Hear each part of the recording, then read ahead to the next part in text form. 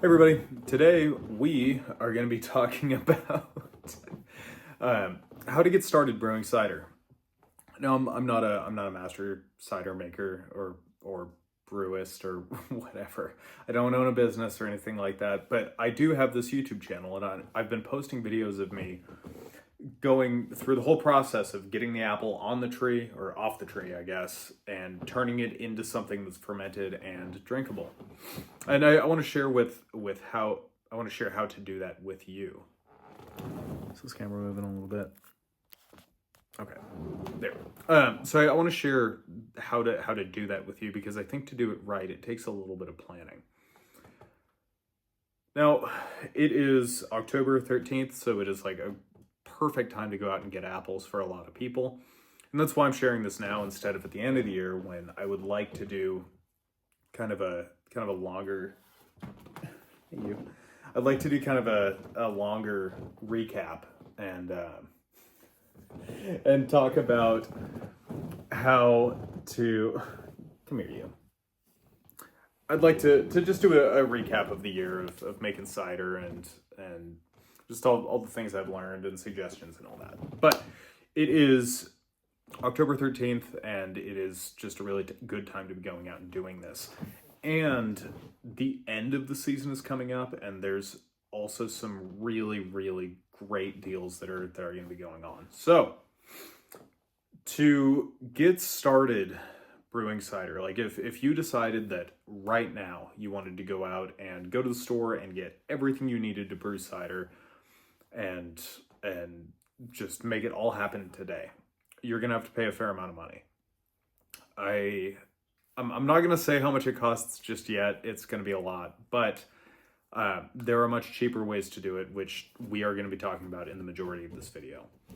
But just right up front, your upfront costs, the most you are gonna find yourself paying is probably between like $300 and $600, I would think, to make, I don't know, 5 gallons of cider maybe.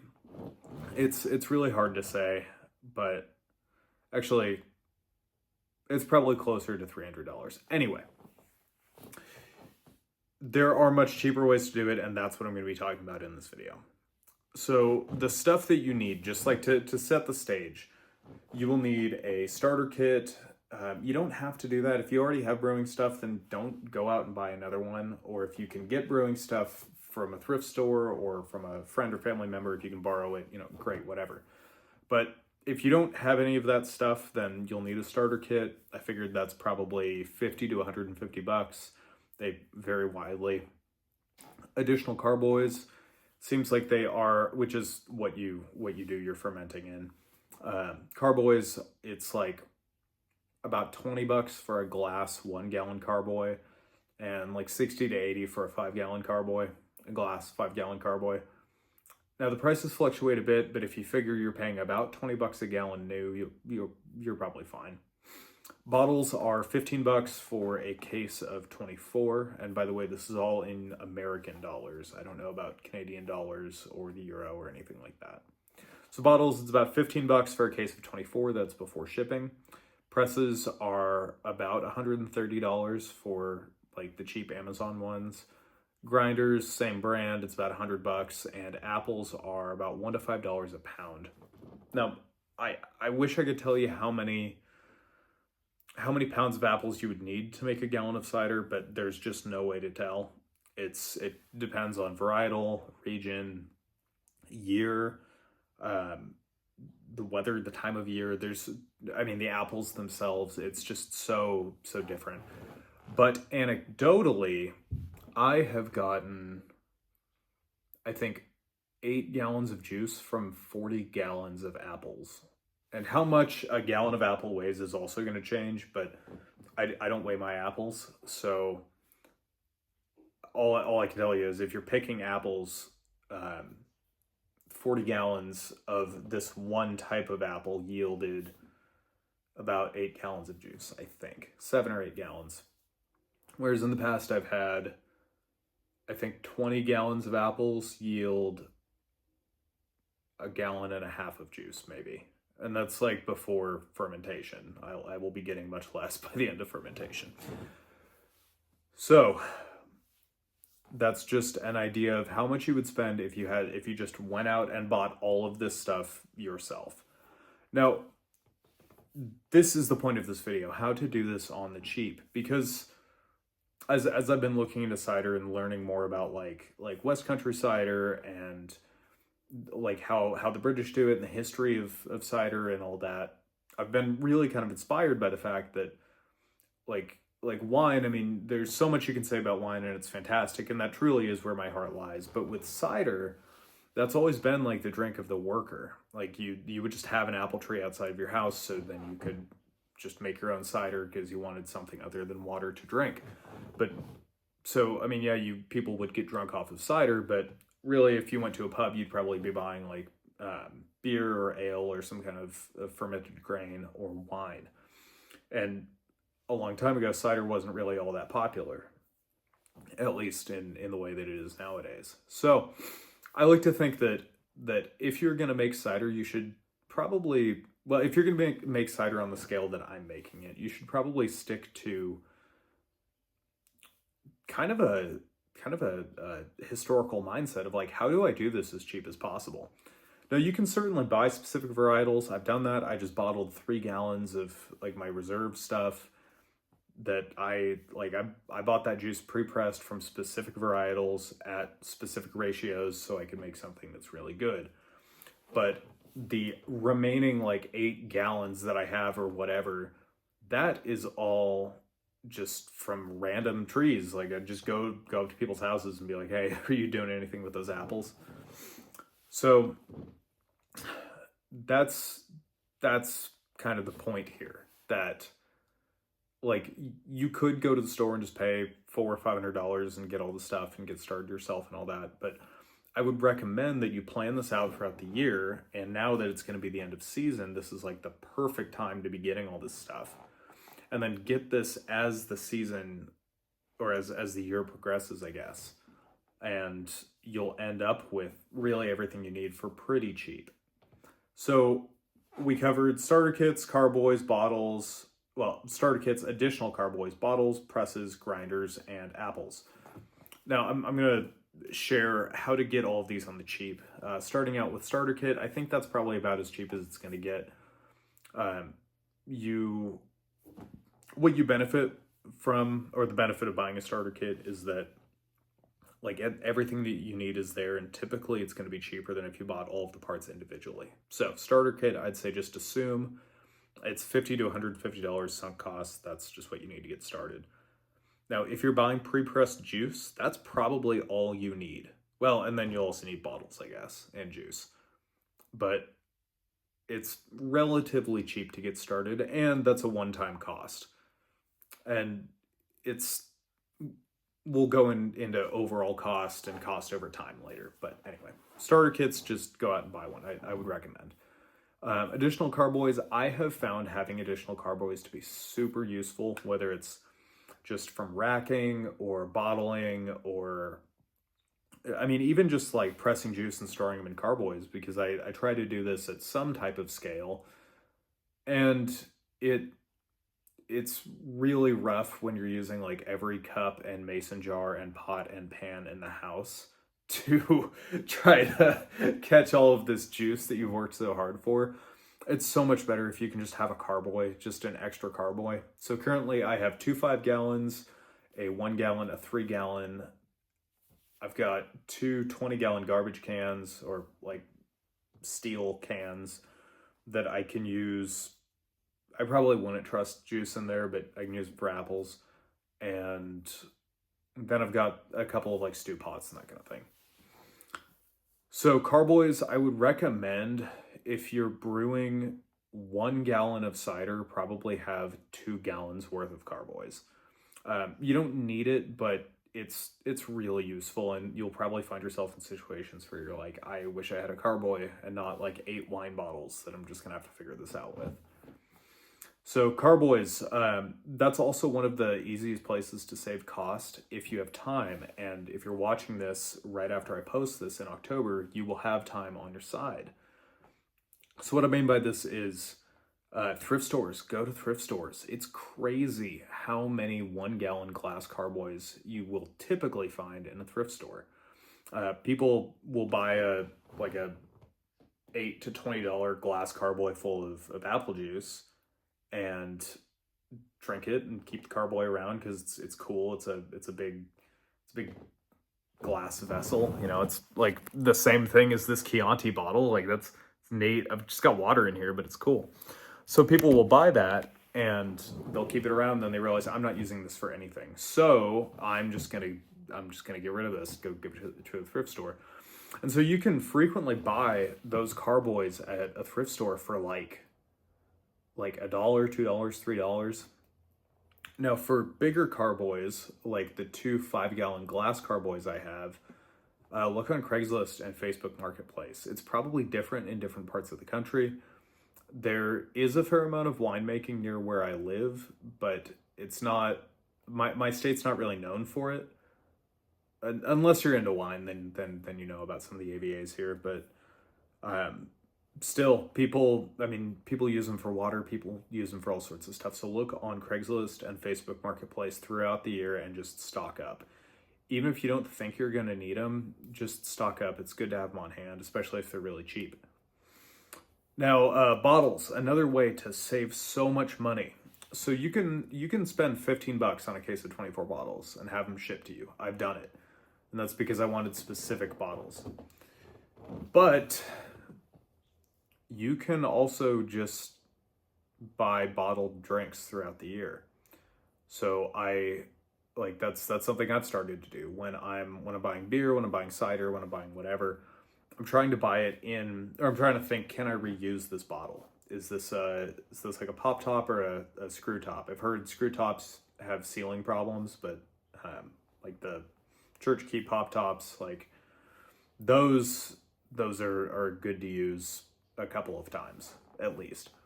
So just think, should I be buying like glass bottles or cans, and then maybe buy the bottles so you already have them. Talk to friends. All of my friends know, like, if you have bottles of things, I'll take them. Because at least around where I live and where I've lived for most of my life, people don't really recycle bottles. I mean, they put them in their recycling can, but they don't like take them to a recycling center. You can also swing by bars and restaurants and just say, hey, do you have any extra bottles? I'm willing to pay the recycling fee of or the bottle turn-in fee of 3 cents or whatever it is. They'll probably sell you their bottles. And even if you do have to pay 3 cents a bottle, that really beats the hell out of the 50 cents plus that you were going to be paying for a bottle if you bought them new. So recycle bottles. And then you get all sorts of cool bottles. Like what I'm drinking now, this is just like a ginger drink. It came in a 750 milliliter Grolsch swivel top style bottle. That's super cool. I'm going to use it for cider. It's awesome. So just do that throughout the year. Now, a press, there's a bunch of different ways to make presses and all sorts of other ways to do this. I mean, I can think of a million ways. You can use a car, you can use a car jack, all sorts of stuff, but I would just recommend just buying one. You don't have to buy anything fancy. I would recommend buying the kind of press that doesn't have a central screw with a basket around it. I'd recommend buying a press that has a basket and then a metal frame that goes up around the basket. So if this is your basket, there's a frame around it, and then a screw up top with something that will go down in the middle. It just seems like that would be a lot easier to use. I have the central screw type, and it works fine. It's just kind of a pain to clean. So a press, I would just buy the press itself. A grinder, you don't have to buy a grinder. I don't own a grinder. Well, I do. I made one, but I had some issues with it, and yeah, anyway. So you don't need a grinder, but I do have a video of me smashing apples with a sledgehammer in a garbage can, or in a metal can. It's not a garbage can, but a metal can, and it sucks. It's rough. It's really rough. So if you're not feeling froggy like that, just buy a grinder for $100. That's just kind of a fact of life, I think. Now, grinders, I don't know if you'll be able to find those on Marketplace or Craigslist. I kind of doubt it. but presses you probably will. I saw one at a thrift store once, and I'm just kicking myself to this day for not buying it. But I did see one at a thrift store, and presses, there's kind of like a rustic kind of pumpkin patch feel to them, and so it seems that people will buy those and then use them for the season and realize this kind of sucks. Literally, the juice is not worth the squeeze to them, so then they throw it on Marketplace or Craigslist or whatever. And then you can get it for not $100 or $130 or whatever it is. So, and then it's already pre-assembled and all that stuff. So if you're thinking about doing this, start looking on Marketplace or Craigslist or wherever, maybe eBay. Probably in, I would think November to December maybe, and then maybe during whenever spring cleaning is. I don't do that in my household, but other people do.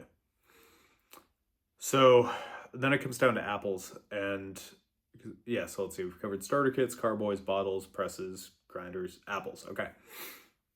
So apples, yeah, you can pay $1 to $3 a pound, or you can do what I have done and just walk up to people's houses. Now, it may be different where you live in your part of the country. Maybe people don't take kindly to that, but where I live, I've been able to, like, with enough tact and just not really being all that weird, just kind of approaching people and saying like, hey, I've noticed your apple tree.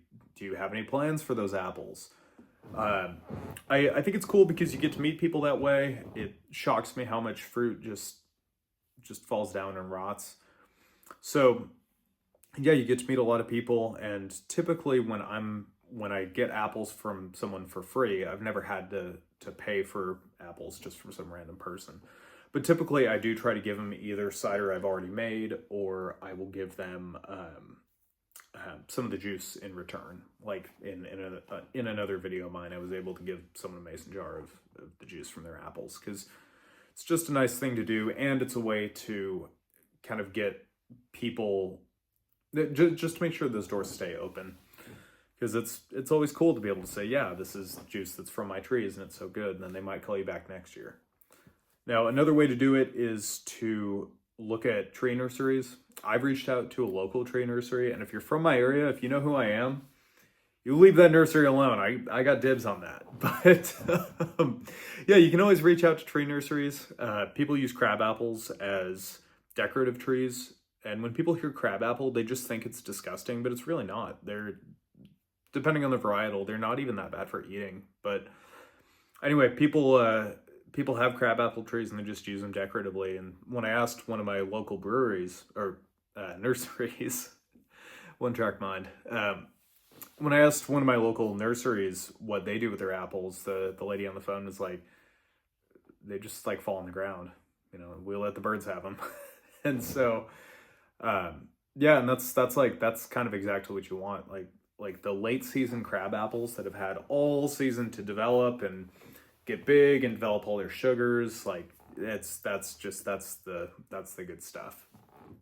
So I would recommend just driving around and seeing if you can see someone who looks like they're not using their apples, whether it's a nursery, whether it's on someone's property. Just make sure you ask, because it's a real bummer to steal. Stealing is not good. But yeah, so now laying this out throughout the year, and I think this will be the last part of the video because I've already taken almost 20 minutes of your time. So laying out the year, I think that right now is the best time to get apples. So depending on where you are and how the seasons work, for us, it's early fall, but it really feels like late fall because it's starting to get kind of cold. So in fall, that's like the good time to get apples. Like when the weather starts turning cold, the leaves start turning, all that stuff. Great time to get apples.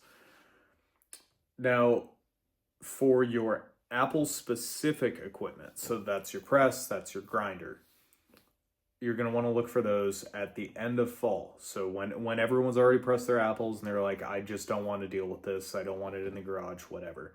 That's when you start looking for that anywhere you can find secondhand stuff. Now, let's see, bottles, you can get those throughout the year.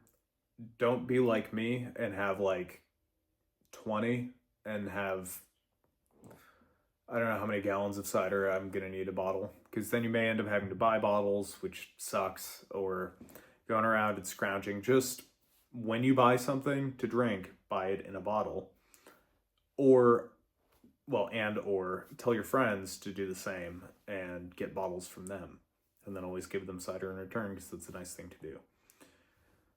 Now, Carboys, just keep an eye out for those throughout the year. I would imagine that you can find some, maybe some of the bigger ones on eBay or Craigslist, Marketplace, whatever, throughout the year.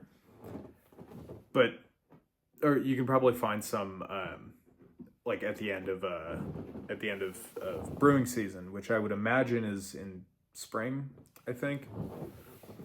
But just keep an eye out for those throughout the year. And now, starter kit, places like More Beer and Northern Brewer or whatever, they may have sales. I'm not totally sure, but I would assume that the price is just going to be what it's going to be. So anyway, now you know why I make YouTube shorts, because I have to fit all this into like 3 minutes, because I'll just talk if left to my own devices. Oh, come here, kitty. So, thank you so much for watching. I hope you were able to get something out of this. I hope this was useful for you, and I would love to hear any ideas you have or any tips and tricks you may have. So yeah, just let me know below. Or don't. That's totally fine too.